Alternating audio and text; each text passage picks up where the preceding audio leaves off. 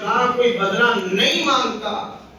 اب اللہ رب العالمین نے پھر بدلے کے اندر فرمایا کہ اگر یہ نیکیاں میرے لیے ہیں پھر جزا بھی میں دوں گا۔ اور اس کو اللہ رب العالمین نے بڑے خوبصورت انداز سے متکئین فیہا علی الارائک لا یرون فیہا شمسا ولا زمہریرا، فرمایا یہ جنتی تختوں کے اوپر تکیوں کے ساتھ ٹیک لگائے ہوئے ایک دوسرے کے ساتھ محو گفتگو ہوں گے، اور فرمایا اس کے اندر زنجبیلا سلسبیلا، اور پھر اللہ رب العالمین نے فرمایا کہ اس کے اندر ہم جو ان کو غلمان دیں گے، فرمایا وہ ایسے ہوں گے کہ جیسے بکھرے ہوئے موتی ہوتے ہیں۔ فرمایا کم از کم ایک جنتی کو جو غلام ملیں گے، فرمایا ان کی تعداد 1000 کے قریب ہوگی، جو ہر جنتی کو اللہ رب العالمین غلام عطا کرے گا۔ فرمایا ہر ایک کا کام دوسرے سے مختلف ہوگا، یعنی کہ ایسا نہیں کہ وہ ملتے جلتے کام کریں گے، فرمایا نہیں، بلکہ ہر ایک غلام کا کام دوسرے سے مختلف ہوگا، اور 1000 غلام ہوں گے۔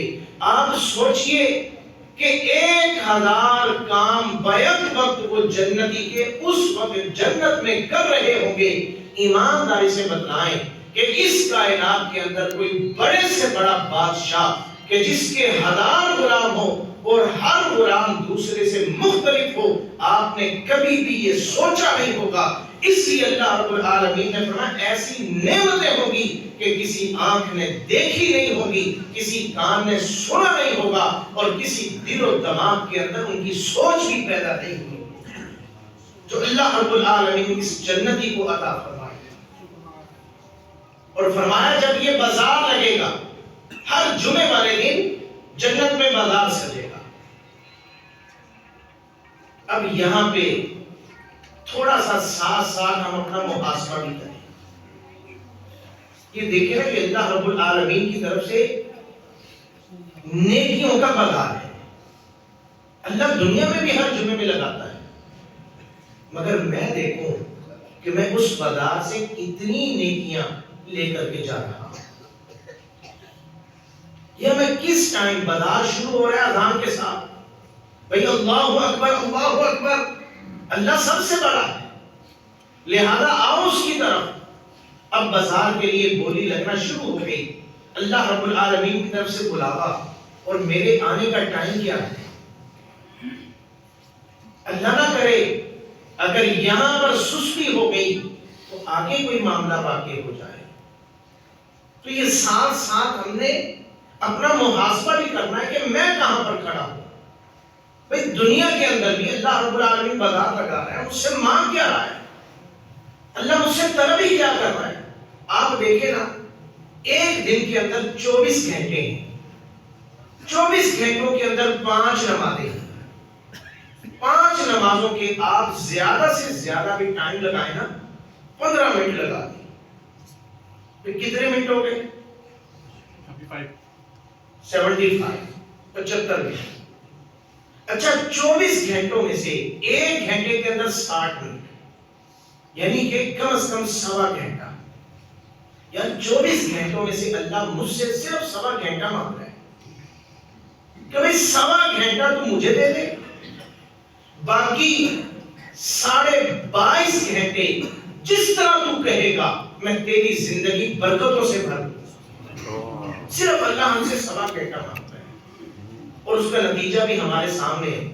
جب ہم اللہ کو ٹائم نہیں نہ دیتے تو پھر کیا ہوتا ہے؟ یہ کل ہی نیا بم آ گیا، کبھی گیس مہنگی، کبھی بجلی مہنگی، کبھی پیٹرول نہیں ملتا، کبھی آٹا نہیں ملتا، اور پھر کبھی اس کو بلیم، کبھی اس کو بلیم، اور آج تک میں نے یہ نہیں سوچا کہ بھئی یہ جو انگلی کبھی میں حکمرانوں کی طرف، کبھی میں اداروں کی طرف، کبھی میں کسی طرف کرتا ہوں، کبھی اس انگلی کو میں اپنے اس دل کی طرف کر کے تو دیکھوں کہ خرابی کہیں یہیں پر تو نہیں ہے۔ بھئی ہم رونا روتے حالات کا، حالات برے ہوں گے، حالات کے اندر سختیاں ہیں، سب کچھ ہے، مگر کیا ہمارے حالات ایسے ہوئے کہ جب آپ صلی اللہ علیہ وسلم شیب ابی طالب کے اندر تھے تو صحابہ کہتے ہیں کھانے کے لیے ایک لقمہ نہیں تھا، درختوں کے پتے کھاتے تھے، اور کھانے کی جگہ پر جس طرح بکریاں مینگنیاں کرتی ہیں نا، فرمایا اس طرح مینگنیاں کیا کرتے تھے۔ کیا ہمارے حالات کیا یہاں تک پہنچ گئے؟ ہم نے تو وہ تنگیاں، وہ مشکلات، وہ پریشانیاں دیکھ ہی نہیں۔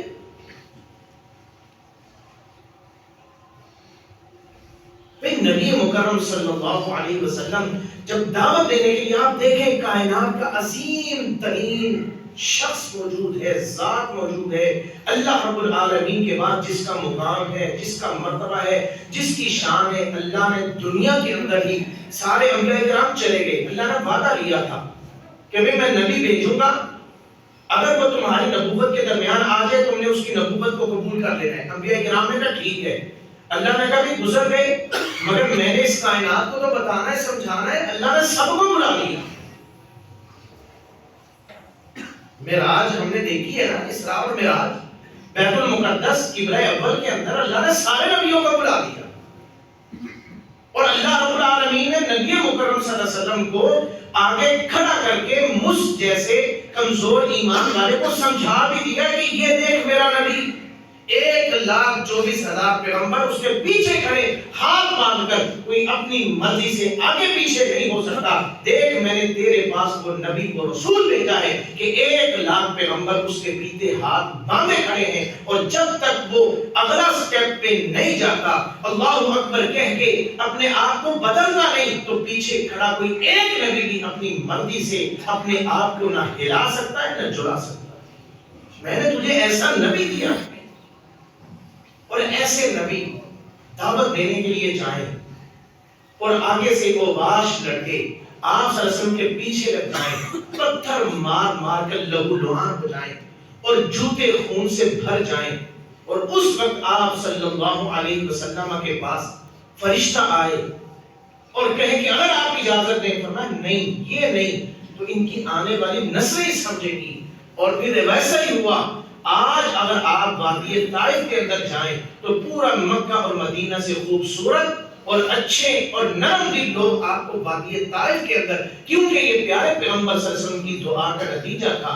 میں یہاں پر یہ بات سمجھانا چاہ رہا ہوں، آج میرے لیے دعوت کی فیلڈ کے اندر کوئی مشکل نہیں، کوئی پریشانی نہیں، اور پھر بھی میرے انداز کیا ہے، پھر بھی میں نے دعوت کو مذاق بنایا ہوا، پھر بھی میں اپنا اس طرح حق ادا نہیں کر پا رہا۔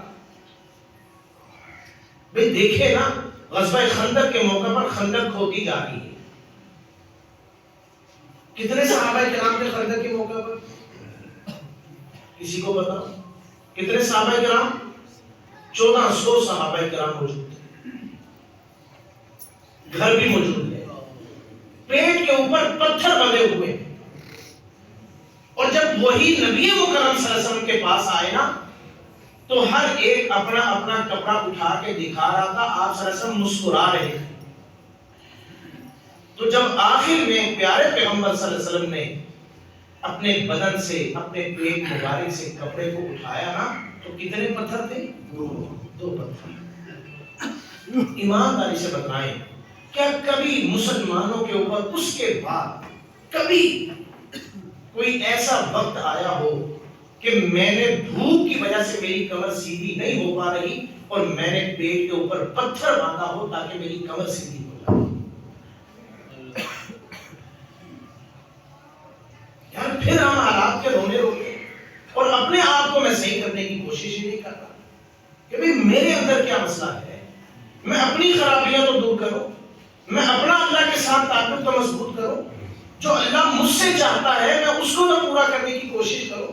بھئی حکمران ہے، اللہ خود ہی پوچھے گا، بھئی ادارے ہیں، اللہ خود ہی پوچھے گا، اللہ سے زیادہ آگے تو نہیں ہے، یا اللہ سے زیادہ بے قابو تو نہیں کوئی، یا اللہ سے زیادہ اختیارات تو نہیں کسی کے پاس، کہ بھئی اللہ خود ہی پوچھے گا۔ اللہ نے مجھ سے یہ نہیں پوچھنا کہ بھی بتا تو نے کیا کیا، اللہ نے مجھ سے میرے دائرے کے اندر پوچھنا ہے کہ تیری ڈیوٹی یہ تھی، بتا تو نے کیا کیا۔ اب ہمارے یہاں ماشاءاللہ کئی وہ پیچھے سے صحابہ کرام کو لے آتے ہیں اور ان کے اوپر تان و تشریح شروع کر دیتے ہیں، وہ ایسا وہ ویسا۔ وہ اللہ کے بندے تو خود دیکھ تو کیسا ہے، وہ تو قدرت ہے۔ تو اس لیے محترم بھائیوں سوچنے کی ضرورت ہے، اس انگلی کو ایسے کر لیں۔ میں ہمیشہ وہ سنی، وہ باقی، وہ دیوبندی، وہ فلاں، اس نے جنت میں نہیں جانا، اس نے بھی جانا، وہ مشرک، وہ فلاں، اور بھئی نا فرقے لگا، تجھے اللہ نے کوئی اختیار نہیں دیا، تو جنت جہنم تو کو تقسیم کرتا، پھر یہ تقسیم اللہ کے پاس ہے۔ اللہ نے صرف تجھے یہ کہا ہے، یہ قرآن ہے، یہ حدیث ہے، اس کے مطابق عمل کر چل، بس تیری یہ ڈیوٹی ہے۔ اور بتا لوگوں کو، رستہ سمجھا دے، اور ان کو بھی ایسا نہ کہا تو مشرک ہے لہذا تو جہنمی ہو گیا، اب تو فارغ ہے، نہیں، تیرے پاس اختیار نہیں، صرف تو ان کو سیدھا راستہ بتا اور سیدھی دعوت دے کہ بھئی یہ دعوت ہے، جو اس کو قبول کر لے ٹھیک ہے، جو نہ کرے اس کی مرضی، تیرے پاس اختیار نہیں تو جنت جہنم کی تقسیم کرتا ہے۔ اس لیے دعوت بھی بڑے اچھے انداز۔ تو اس لیے محترم بھائیوں یہ جنت جو آپ کے سامنے رکھا بڑا وسیع موضوع ہے، اور کس قدر خوبصورت جو اللہ رب العالمین نے اس جنتی کے لیے تیار کی ہے۔ اور فرمایا وہ بازار جو جمعے والے دن لگے گا، جنتی اس بازار میں جائیں گے، اس بازار میں باد صبا چلے گی، ہوا چلے گی۔